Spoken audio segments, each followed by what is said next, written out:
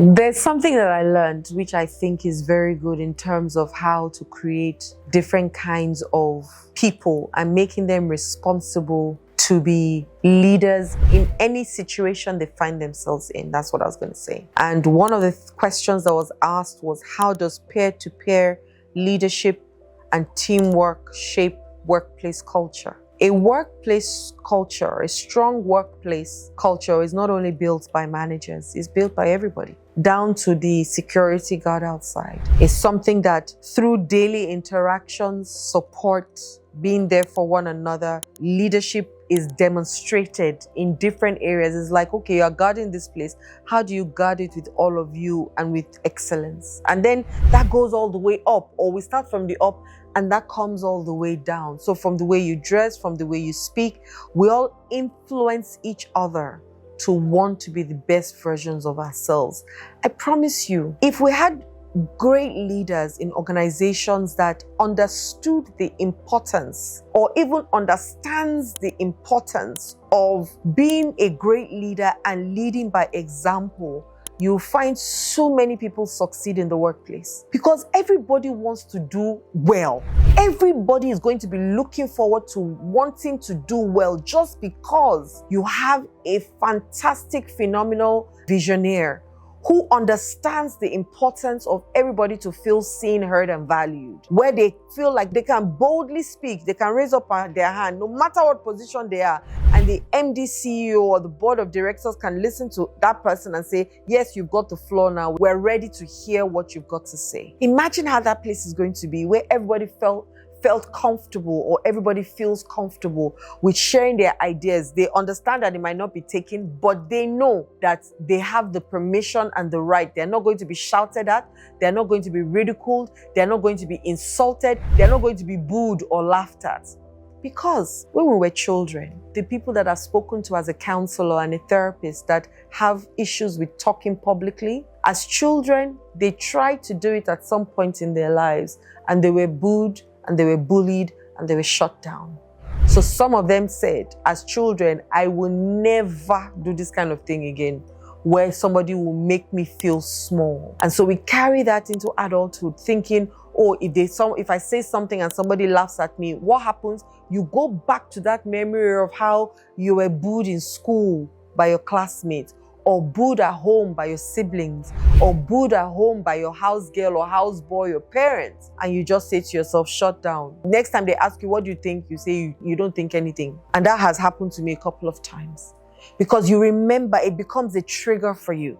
It's a huge trigger. So if you then find a workplace where your boss now is insecure and they are weak, come on. You just sit down. Do you have anything to say? No, sir, whatever you, in fact, so one day I remember I said to somebody, I said, that idea you just shared, fantastic. I've not heard anything better than that.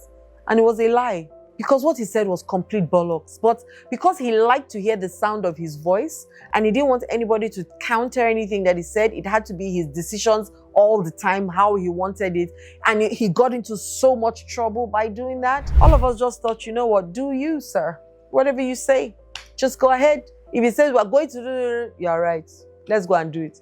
And if he says, Adiola, what do you think? Chairman, I'm not thinking. Just let's do it the way you want. And it's happened with women as well, because they're so insecure to step back. They're micromanagers. They're unable to allow people fly, make mistakes, but fly. And hopefully you don't make mistakes that are so bad. I mean, I remember telling one of my bosses then that she was saying, oh, I have to be at all these sets at the same time. I said, your prayer shouldn't be that. Your prayer should be that you have people who catch your vision enough that they can run with it and they can do exactly what you would have done if you were there without you being there. And she looked at me and she said, Iwolomo, which means it's you that knows. Because she is a master micromanager. And why are you a micromanager? You're afraid. You don't trust people. And you don't trust people. Why? Because you don't trust yourself. It has to come from somewhere, and it always comes from you, because somebody betrayed you or somebody messed up your last job. You say, I'm not going to choose another person. That means that you lack trust in the capacity of picking a good person next time. And that's why you're afraid. It's not because of the other person. It's because of you. You don't think that your antenna will be sharp enough to pick the right person for you. And so you start to make all kinds of mistakes. But that's not what you want as a leader. You want people who can open their mouths and speak to you Their attitude and their behaviors are positive. Anybody can walk up to you and they know that you'll be receptive. Even if you're busy, you can say, can you come back? But they have a listening ear in you. And this is something that now happens. I remember I was hired at a place, and in that place, there was a lot of toxicity. They used to report themselves.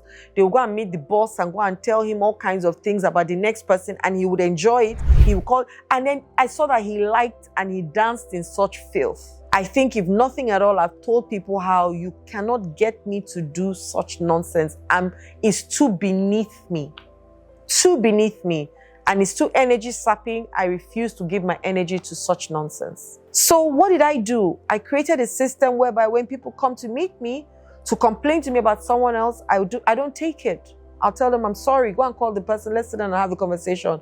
When they noticed that I wasn't listening to gossip, some people ran away and stopped telling me things which I was very excited for because I didn't want that to happen anymore. And some people would say, okay, I know you, tell me the truth. Tell me what do you think? This is what happened. And then we get into a conversation, get into dialogue. I call the two parties. We talk about it. I say, you see how you misunderstood this? You see how you misunderstood? And then we have a nice conversation and everybody goes, oh, my first question is, how did you contribute to this thing happening? Because both parties are always participatory. Both parties always. So you want to be that kind of person that starts to lead. Then you imbibe that leadership, that good leadership into your staff. And they can imbibe it into the next step and into the next level. Before you know it, it trickles down to the end and everybody feels comfortable, everybody feels safe and secure. You want to give people the permission to speak up and speak out. You want to give people permission to take some risks.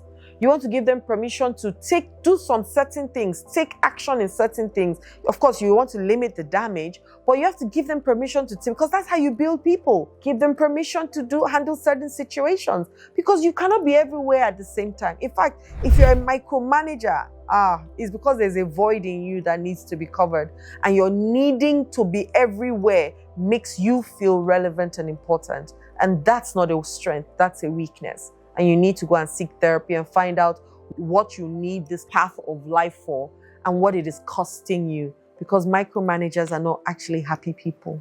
They're not. I'm not sorry to say it, but they're not happy people. The emptier you are, then you've got to do something about it. You've got to heal yourself. Remember, accountability is very important. You've got to own up and tell people, I messed up. In this one, I took a wrong curve. I apologize for not listening to your suggestion, or I apologize for not sharing it with you.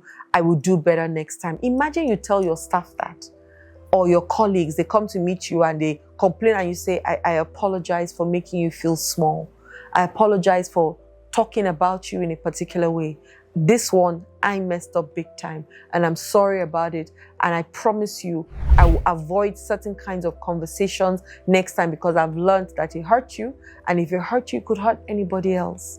How do you think that staff or colleague of yours will feel? Would the respect go lower or would the respect go higher? You can be the judge of that. So how do you feel? You feel good. In fact, they will come to you next time. They will not feel afraid, but you just come, hey, you, blah, blah, blah, blah. Sometimes I'm just like, why? There's no need for it. Bring yourself down too and listen, because you are never always right and you never know everything. Period. You're never always right and you never know everything. And if you can tell yourself that you too have ignorance in certain things, and ignorance is not an insult. Ignorance means you don't have enough information about something. That's all. And you will never always have enough information about everything. So you will still have some ignorance in certain places. So let people open up. Let them teach you. You can say, this thing, please come and teach me how to do it all. Some of them, you even pay them to teach you, to show them that you value their time. Not because they work under you so you take advantage. No. Value their time, give them something in return, and let it become a value added, on both sides. When people are having challenges, you navigate them properly. When you also want to reprimand people, you do that sandwich style where you say good things about the person first. Then you tell them the things they need to up their game in, and then you end it with a good thing. Who in the world wants to feel attacked? Nobody. Once you attack, what's the next thing that happens? Defense. We see it in football now. Once the attackers are coming, what's happening? The defenders show up because that's their job. And that's what happens also in us. When someone says, you did this, you always make me angry. You always make me sad. First of all, do they always? Most times, it's never always. But secondly, it's an attack. And who wants to be attacked? Who wants to feel like I'm because of your pain? Nobody. So the next thing that we're going into is, I'm defending myself. No, I didn't do that, but you too.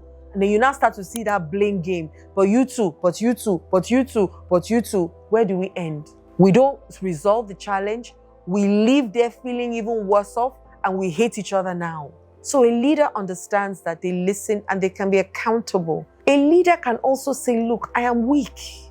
I need help. A leader should be able, that should come out of their mouth so effortlessly. I mean, maybe not to everybody, but you should have certain people that you can call and say, I am struggling. Help me, cover up for me. I do it in my workplace. I call them, please, you guys cover up for me. I have to go somewhere today. My colleagues will, because I cover up for them too. So you've got to be vulnerable. You've got to be accountable. You've got to take responsibility. Own up to your shit. Excuse my French. Own up to your messes. Own up to your losses. And then celebrate your wins. And teach others also that it's okay to mess up. Teach them that it's okay to fail at things, because the more you can fail, the more chances that you can win. Let them see you do that to yourself first. Okay? Be that leader that starts it and then imbibes it into other people, and it becomes a culture in the office. That in this place, we love ourselves. That's what I tell people. In this office, we love ourselves. In this office, we cover ourselves. In this office, we're there for each other. In this office, somebody is doing something abroad, we all fly there for that person to support that person. We support one another in this office. Forget what the overall boss is doing. But amongst us, and as long as it's up to us, we're there for each other. Try that in your organization and see whether your organization will not end up in the long run a much safe, secure place, and a place where your staff will bring their best to the organization because they can trust you, and your bottom line at the end of the day will succeed. My name is Adeola Kingsley James. Love and light.